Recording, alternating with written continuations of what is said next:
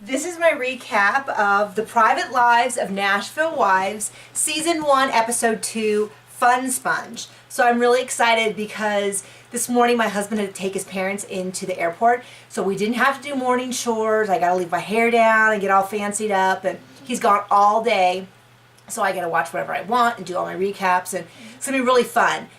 The trade-off is my dogs are just stuck to me like glue. So I have 4. 3 of them are on this bed right now, and the 4th one's wandering around. So I apologize if you find them a distraction, but they're my babies. So this episode opens up with Erica and Cassie getting together and kind of talking about how Erica keeps things spicy in the bedroom with some pretty benign lingerie, which just kind of cracked me up, but it really set the tone for kind of who Erica is.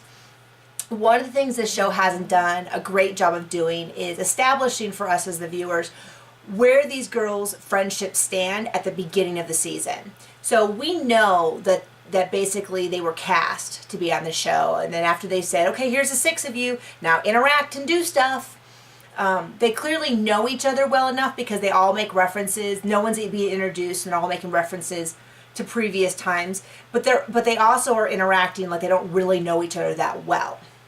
So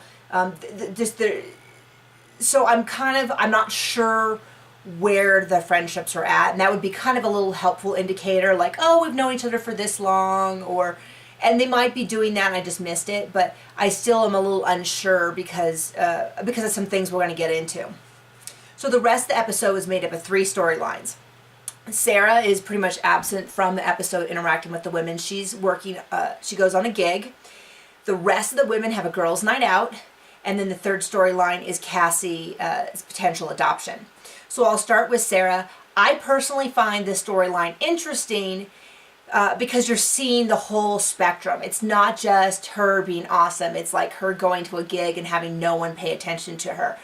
And they're not paying attention to her even with the cameras on her. Remember, there's a whole film crew filming her, and still people are like, oh, look, they're doing something over there. I'm going to eat my dinner. So I can really relate to that. My background is that I hosted a reality show, 10 weeks, 30-minute episodes on NBC Sports. And so that, by most standards, I guess I would consider that to be like, oh, that's cool, you're starting to make it. But it hasn't changed my life. No one recognizes me. No one knows me. I haven't gotten any benefits from it. And you still have to like hustle like crazy. You're still looking for opportunities. So I can relate to her as someone else who's trying to get into the biz, although her voice is phenomenal. I'm not a singer, so for me that's just like magic. So I appreciate that storyline. I'm enjoying it, and I look forward to seeing how that works for her. Second storyline was Cassie and Gary's adoption of a baby. So I always am a mess. I was like crying, and oh, I'm so happy for him, because families who struggle with infertility, it's sort of one of those adult problems you don't know about until, when you're a kid, you just think, oh, almost everyone can have babies, and it's just a matter of deciding when and where. And it's really a eye-opener when you become an adult and you find out it's not quite that easy, and then it's even a bigger shock. We all know about infertility, but it's even bigger shock when you realize that you might be one of those people.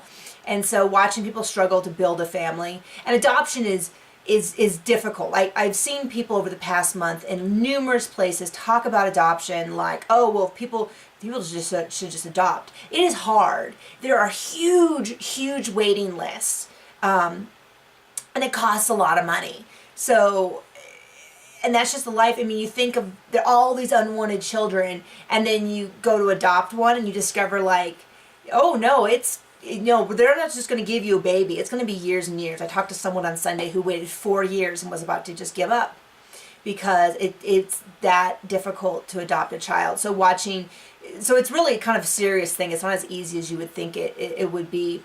And watching them kind of count down to see if someone would take basically they would feel like someone was taking their child away from them. Oh, and I was so happy when they were able to keep the baby. And so that was a really heartwarming storyline that I really enjoyed.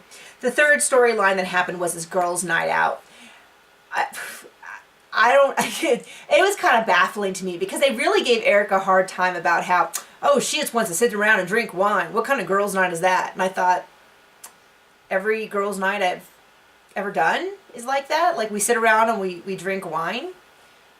I never busted out hula hoops, right? Like, am I the only one who kind of, they were like, oh, this is so boring. Let's get out the hula hoops. And I was like, what? And then, like, the one gal, I don't know which one it was. I think it was Anna. I think it was the single one. I don't know. They really need to do something so I can tell them apart for a while, the identical twins. One of them, like, puts on the lingerie that someone bought her, and it was like, okay, well, pretty sure she won't be wearing those panties again.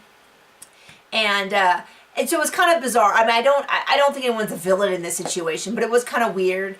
And it was also kind of, this is where I felt like they don't really know each other that well, because if they knew Erica, wouldn't they know that that's the kind of get-together she would plan? So I don't know whether it was production saying, okay, you can't just sit around and drink wine, that's boring, or what the deal was. But clearly someone had brought hula hoops and they had them waiting there, because I'm pretty sure not every bar you go to already has like a dozen hula hoops in back. So we're getting to know the ladies. It's clearly that we're going to have to watch at least 3 or 4 or 5 episodes to really get a sense of what's going on and all that. So I'm still enjoying the show, and I look forward to seeing you next week. Okay, bye.